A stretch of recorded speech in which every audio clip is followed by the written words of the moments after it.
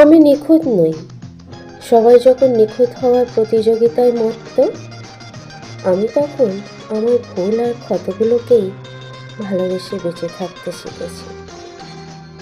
আমি নিখুঁত নই, বারবার ভেঙে চুরমার হয়েও প্রতিবার নিজেই নিজেকে নতুন করে গড়ে তুলেছি।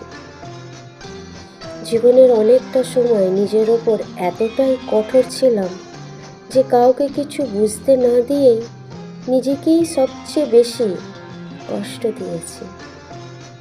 আমারও স্বপ্ন আছে, আকাশ ছোঁয়া ভয় আছে, আর বুকের গভীরে মেঘ হয়ে জমে থাকা এক সমুদ্র কান্না আছে। এক সময় অন্যের আশ্রয় হতে চেয়েছিলাম, অথচ পরিস্থিতির চাপে আজ আমি নিজেই নিজের ছায়া হয়ে গেছি।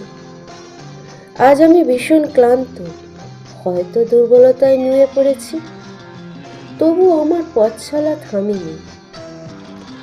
এই প্রতিকূলতার মাঝেও প্রতিদিন এক নতুন আমিকে নিয়ে হাসি মুখে বেঁচে থাকাটাই আমার আসল সাহস। এই নিরন্তর সংগ্রামই একদিন প্রমাণ করবে আমি কোনো বোঝা নই, বরং নিজের ঠিকানায় ফিরতে চাওয়া এক অদম্য পথিক।